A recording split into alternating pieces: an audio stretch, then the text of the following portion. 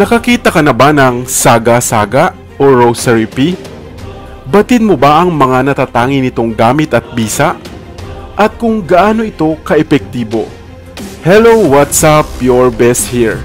Sa videong ito ay alamin ang pambihirang gamit ng mga mumuting butil ng buto ng halamang ito na saga-saga sa inyong kalusugan, sa inyong buhay pag-ibig at maging sa kabuhayan. Ano nga ba ang saga-saga? Ang saga-saga o Abrus precatorius ay isang klase ng gumagapang na halaman o baging na kadalasang makikita sa mga kagubatan o kaparangan. Kadalasan din silang matatagpuan sa mga may init na kontinente at mga bansa gaya ng Belize, Caribbean Island, Hawaii, Polynesia at maging dito sa atin sa Pilipinas. Kilala rin ang saga-saga dahil sa matingkad nitong kulay ng buto kapag ito ay natutuyot na. Karaniwang kulay pula na may animo itim na mata o tulpok. Subalit mayroon din naman ito sa ibang kulay, gaya ng itim at saka puti. Ang saga-saga ay kilala dito sa atin sa Pilipinas sa katawagang matang pusa sa Katagalugan, uyangya sa Ilocano at mata-mata naman sa Bisaya. Tumutubo ang mga halamang ito tuwing tag-ulan at namumunga naman sa tag-init. Bagaman nakalalason ang buto nito, ay ligtas pa rin naman ito basta huwag mo lamang itong biyakin o durugin. Siguro ay madalas mo na nga itong nakikita sa mga bracelet o pulseras ng mga baby o sanggol. Subalit, napakarami pa ang mga natatangi itong kagamitan o gamit. Ang saga-saga ay sumisimbolo ng swerte at kasaganaan sa sinumang maaaring magtangan nito. Para sa kabuhayan at swerte, kumuha ka lamang ng 11 butil nito at ibalot sa isang pulang tela o pouch. Ilagay sa isang kahon at samahan ng ilang piraso ng pera upang mapanatili ang tuloy-tuloy na pagpasok ng swerte at kasaganaan. Bilang proteksyon naman sa sarili, kumuha ka naman ng 5 piraso ng itim at pulang saga-saga at ilagay rin sa pulang tela.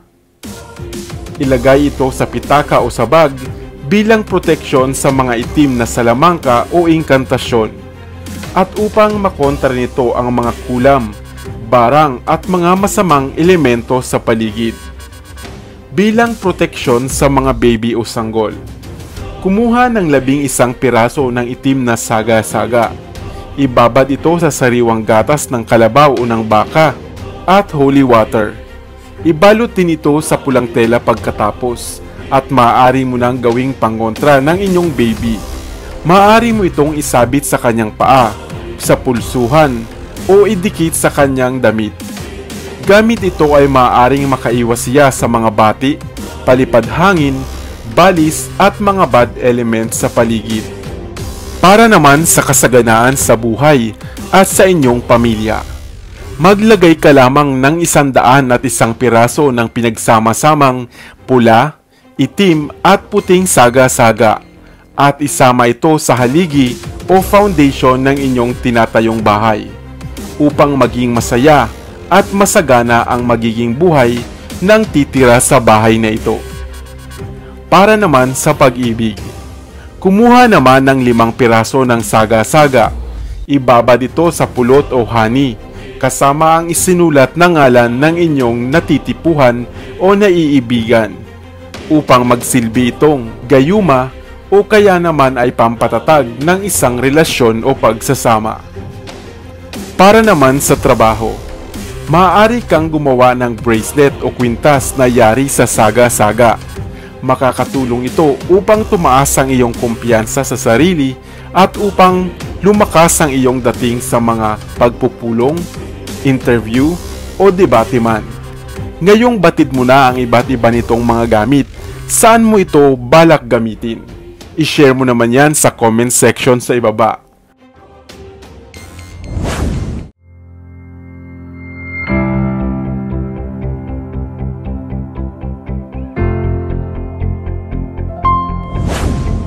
Madalas ka bang makakita ng damong ito?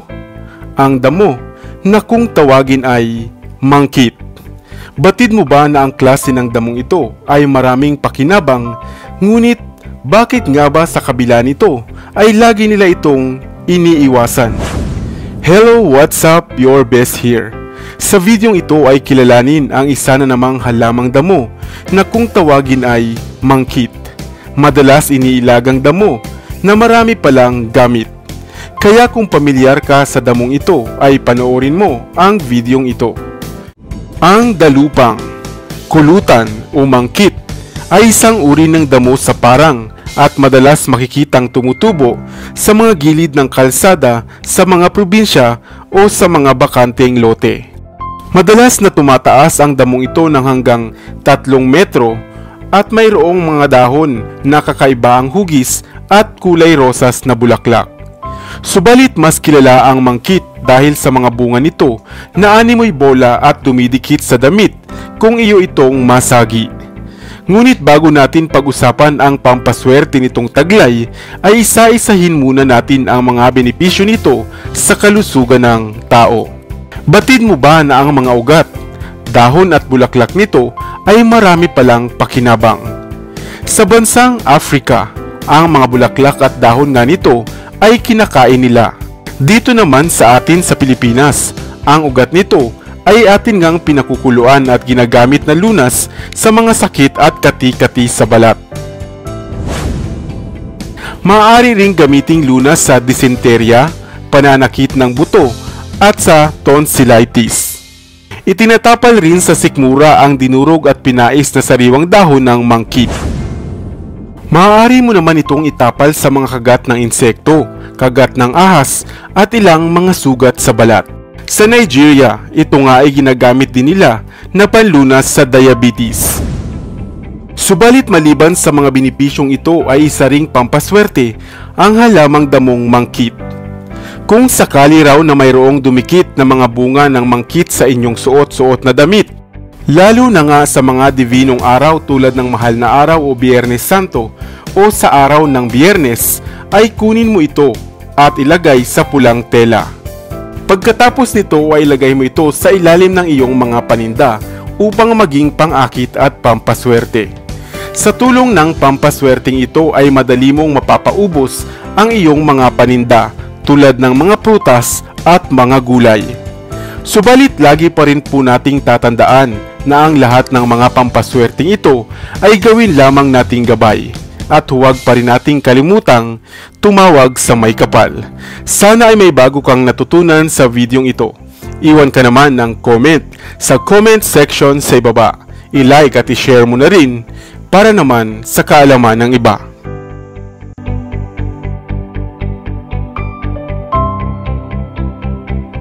Dito na sa Best TV, tayo ay matuto.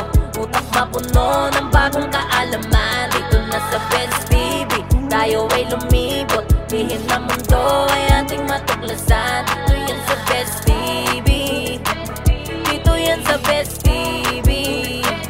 Dito yan sa Best TV.